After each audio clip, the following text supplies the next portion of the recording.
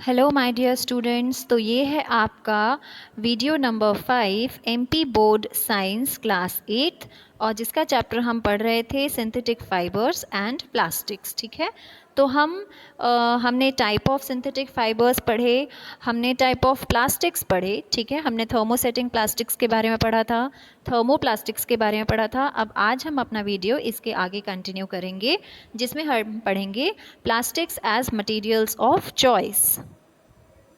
Okay, तो students ये है हमारा page number 37, plastics as materials of choice. So today, if we think of storing a food item, water, milk, pickles, dry food, etc., plastic containers seem most convenient. तो बेटा अगर आज की date में हम, जैसा कि मैंने आपको पहले भी बताया था, अगर आप अपने घर पर देखेंगे तो आपको बहुत सारे आर्टिकल्स, आपको बहुत सारी चीज़ें जो हैं, चाहे वो किचन की हों, ड्राइंग रूम की हों, बेडरूम की हों, आपको प्लास्टिक्स की मिल जाएंगी। ठीक है, या तो फिर वो फूड आइटम स्टोर करने वाले कंटेनर्स हों, वाटर बॉटल्स हों, मिल्क बॉटल्स हों, अचार की जो कंटेनर्स होते हैं वो हों, क्योंकि प्लास्टिक कंटेनर्स जो होते हैं काफ़ी कन्वीनियंट होते हैं, ड्यूरेबल होते हैं, आप वॉश करके उन्हें ज़्यादा समय तक जो है इस्तेमाल कर सकते हैं। ठीक है, लाइट वेटेड होते हैं, उनका ज़्यादा वज़न नहीं होता, अच्छी स्ट्रेंथ होती है, हैवी सामान इजी हैंडलिंग होती है, आप यहाँ वहाँ उन्हें रख सकते हैं इजीली।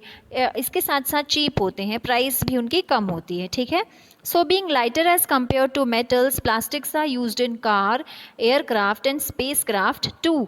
तो मेटल से थोड़ा सा हल्का होता है वेट में प्लास्टिक जो होता है, और इसी वजह से न सिर्फ घर के आइटम्स में प्लास्टिक्स तो बहुत सारी जगहों पर यूज़ होता है, चाहे वो कार के एक्सेसरीज़ हों, एयरक्राफ्ट के पार्ट्स हों, स्पेसक्राफ्ट के पार्ट्स में भी प्लास्टिक होता है।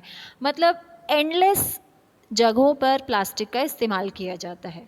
ओके, चाहे वो स्लीपर्स हों, फर्नीचर्स हों, डेकोरेशन पीसेस हों या और कुछ हो। तो अब हम देखते हैं कि ऐसी कौन सी कैरेक्टरिस्टिक्स है प्लास्टिक में जो इसे हम इतना ज़्यादा इस्तेमाल में लाते हैं। ठीक है, तो सबसे पहली चीज़ है कि प्लास्टिक इज़ नॉन रिएक्टिव, मतलब किसी भी चीज़ में ये रिएक्शन नहीं करता है। ठीक है, ओके, कोई प्रभाव या कोई असर इस पर नहीं होता है किसी भी केमिकल का।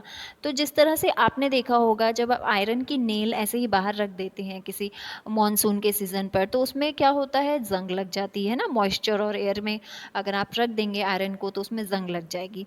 लेकिन अगर आप प्लास्टिक को रखेंगे तो प्लास्टिक को कुछ नहीं होगा। हाँ, हल्की सी धूप की वजह से उसका हल्का सा कलर जो है वो फेड हो जाएगा, बट उसमें जंग नहीं लगेगी। ठीक है, और इसीलिए हम बोलते हैं they are not corroded easily. Corrode का मतलब होता है जंग लगना। और इसीलिए बहुत सारे मटेरियल्स को, चाहे वो केमिकल्स हों, है ना, आपने देखा होगा जो घर पर इस्तेमाल करने वाले जो फ्लोर क्लीनिंग के लिए जो एसिड्स होते हैं, टॉयलेट्स क्लीनिंग के लिए जो एसिड्स होते हैं, वो ज़्यादातर प्लास्टिक बॉटल्स में आते हैं, क्योंकि प्लास्टिक जो है नॉन रिएक्टिव होता है। इसके साथ साथ प्लास्टिक लाइट होता है, स्ट्रॉन्ग होता है और ड्यूरेबल, मतलब काफ़ी समय तक चलता है। ठीक है, जैसे कि अगर आप देखेंगे तो पहले के ज़माने में बकेट्स जो होती थी वो मेटल्स की इस्तेमाल होती थी। ठीक है, मग्स वगैरह भी मेटल्स के होते थे, but nowadays they are replaced by the plastic containers. Why they are? Because light, हल्के होते हैं, स्ट्रॉन्ग होते हैं, आप उन्हें ईजिली उठा सकते हैं। ओके, ज़्यादा समय तक चलते हैं और आपको डिफरेंट कलर्स, डिफरेंट शेप्स और डिफरेंट साइजेस में मिल सकते हैं। Plastics are generally cheaper than metals. आपको पता ही है प्लास्टिक जो है वो मेटल से सस्ता है, और इसलिए इसकी बहुत ज़्यादा इंडस्ट्रीज़ हैं, क्योंकि घर के छोटे मोटे सामान करके, छोटे मोटे क्या बेटा, हर सामान बनाने के लिए इंडस्ट्रीज़ हैं। हमें घर में हमें जो है हम देखते हैं ज़्यादा से ज़्यादा सामान हमारे यहाँ प्लास्टिक्स का होता है। ठीक है, तो आप इस तरह की एक लिस्ट भी बना सकते हैं चाहें तो, राइट। नेक्स्ट पेज पर हम आ चुके हैं और हमारा नेक्स्ट टॉपिक है प्लास्टिक्स आर पुअर कंडक्टर्स। इसके साथ साथ प्लास्टिक जो है हीट और इलेक्ट्रिसिटी के पुअर कंडक्टर्स होते हैं। ठीक है, आपने देखा होगा इलेक्ट्रिक वायर्स जो हैं उनके ऊपर प्लास्टिक की कोटिंग होती है, स्क्रू ड्राइवर्स जो होते हैं उनमें हैंडल प्लास्टिक का होता है, जो प्लास होती है, पिंचेस जो होती है उनमें हैंडल प्लास्टिक का होता है। इवन घर पर हमारे जो यूटेंसिल्स होते हैं, फ्राई पैन हो गए, आपकी कढ़ाई हो गई, उसके जो होल्डिंग मटेरियल होते हैं वो प्लास्टिक के होते हैं। क्यों?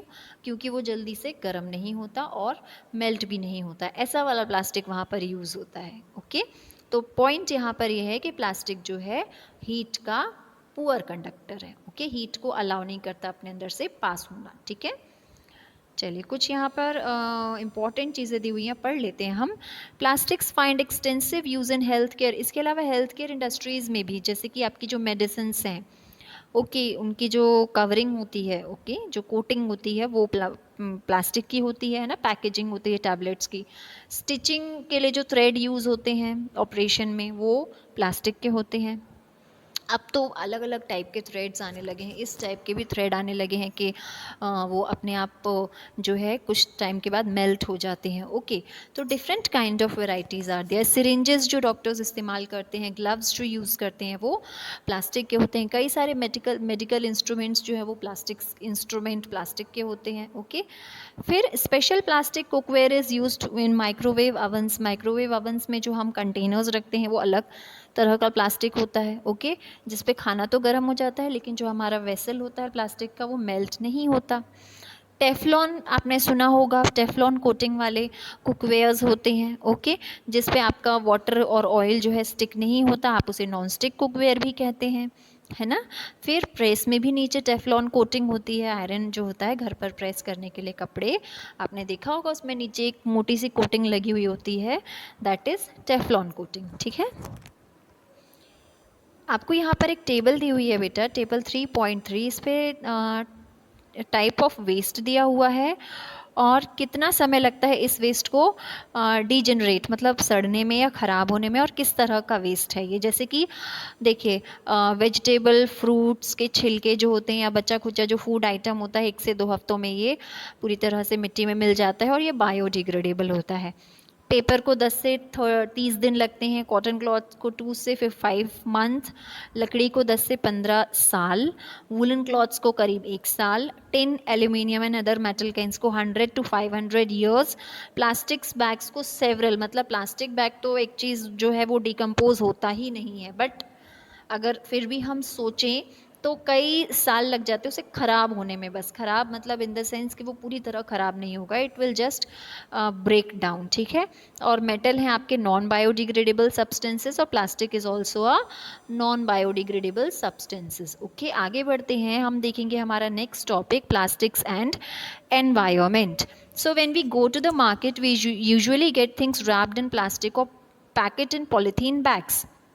हम मार्केट जाते हैं, कुछ सामान खरीदा, पॉलीथीन में रख के ले आए और फिर क्या करते हैं, उस पॉलीथीन को फेंक देते हैं। तो ये जो पॉलीथीन है ये बहुत बड़ी प्रॉब्लम है बेटा, क्योंकि ये डिकम्पोज नहीं होती नेचुरल तरीक़ों से। नेचुरल तरीक़ों से जैसे कि जो बैक्टीरियाज़ होते हैं, सामान को आपने क्लास 7th में पढ़ा होगा, किसी भी मटीरियल को वो डिकम्पोज कर देते हैं। ओके, तो ऐसा मटेरियल जिसे बैक्टीरियाज डिकम्पोज करें, मिट्टी में मिला दें, that type of material is known as biodegradable material.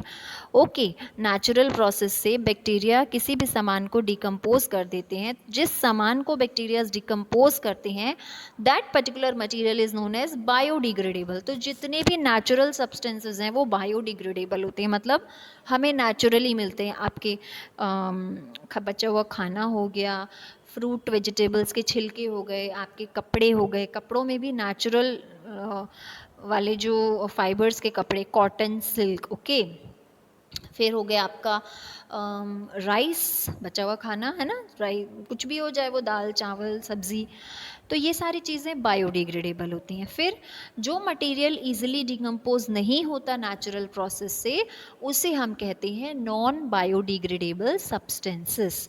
Clear everyone? तो यहाँ पर मैंने 2 तरह के आपको सब्सटेंसेस बताए, biodegradable substances and non biodegradable substances.